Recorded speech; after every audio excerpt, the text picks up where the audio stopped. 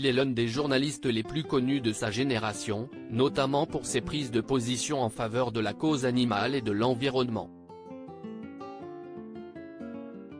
Pourtant, Hugo Clément a d'abord songé à un autre métier pour le moins inattendu, comme il le révèle dans les colonnes de Voici ce vendredi 9 décembre.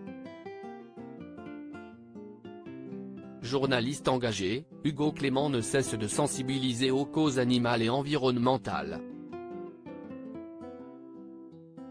Celui qui a arrêté de manger de la viande il y a 6 ans, continue à informer le public sur les thèmes qui lui sont chers, en publiant notamment Les lapins ne mangent pas de carottes aux éditions Fayard.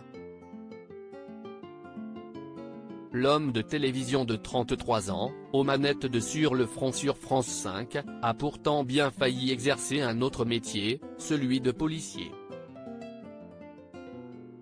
Il se serait bien vu devenir flic, car si est-il un des métiers les plus utiles, explique-t-il dans une interview accordée à Voici, en kiosque ce vendredi 9 décembre. Il y estime que les gardiens de la paix portent bien leur nom. Une vocation inattendue pour celui qui s'était fait arrêter par les autorités australiennes en 2019 lors d'un tournage.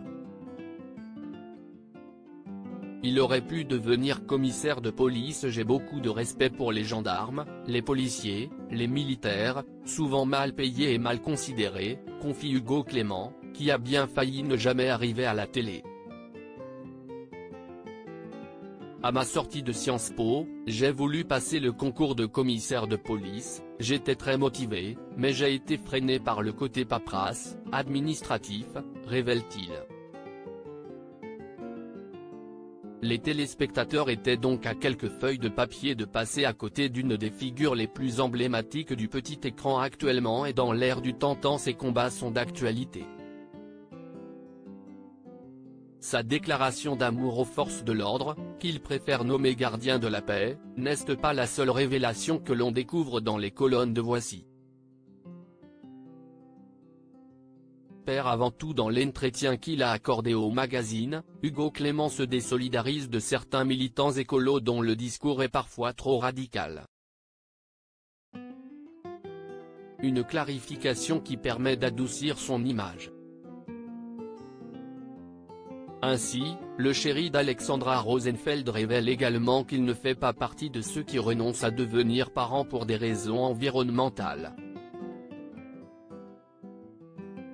Moi, je n'imaginais pas ma vie sans devenir père, raconte-t-il. Un choix très personnel qu'il assume.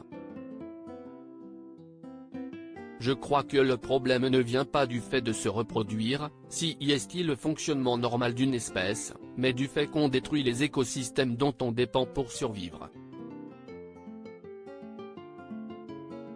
Il faut expliquer aux nouvelles générations les enjeux qui les attendent pour qu'elles puissent faire mieux que nous, conclut le papa de la petite Jiman, né en janvier 2020.